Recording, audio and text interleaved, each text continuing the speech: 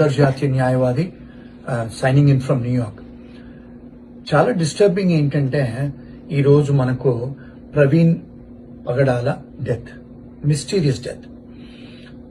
అందరూ ఏమంటున్నారంటే, అంటే మీడియా వాళ్ళు, గతంలో పోలీసు వాళ్ళు ఏంటంటే ఇది యాక్సిడెంటల్ డెత్ అని అన్నారు.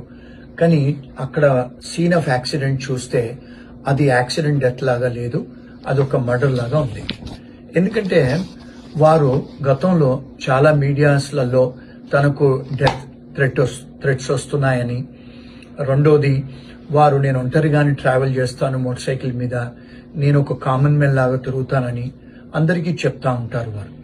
అంటే ఈ సచ్ సింపుల్ మ్యాన్ అంత రాత్రి మోటార్ సైకిల్ మీద వెళ్తుంటే ఎవరో దుండగులు తనను చంపేశారు. ఎందుకు అక్కడ మనం సీన్ ఆఫ్ యాక్సిడెంట్ చూస్తే, మేము అంటే మీడియాలో చూస్తున్నాం కదా, అందులో హెల్మెట్ సరిగ్గా ఉంది, ఇంటాక్ట్ గా ఉంది, ఫేషియల్ ఇంజురీస్ ఉన్నాయి, ఎవరో గుండె మీద కొట్టినట్టో లేకపోతే గుద్దినట్టో చంపేసినట్టుగా ఉన్నాయి. మోటార్ సైకిల్ కి ఎలాంటి డ్యామేజ్ అవ్వలేదు, అంటే ఓన్లీ ఒక హెడ్ లైట్ పలగటం తప్ప.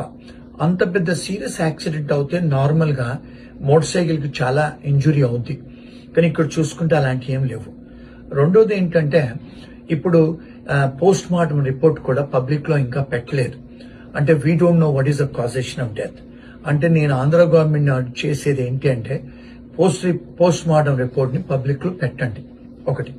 రెండోది ఏంటంటే తెలంగాణ గవర్నమెంట్ నేను చేసేది ఏంటంటే please give some protection to the family of Praveen గారి ఫ్యామిలీ, కుటుంబానికి.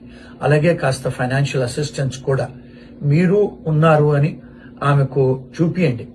ఇప్పుడు గతంలో చూసుకుంటే, ఇప్పుడు వేరే మత గురువులు ఎవరికైనా ఏదైనా ట్రబుల్స్ అవుతే అన్ని రాజకీయవేత్తలు, సీఎంలు, హోమ్ మినిస్టర్లు స్పందిస్తారు. మరి ప్రవీణ్ గారు మరణం అవుతే పెద్దగా స్పందించిన దాఖలాలు కనపడట్లేదు.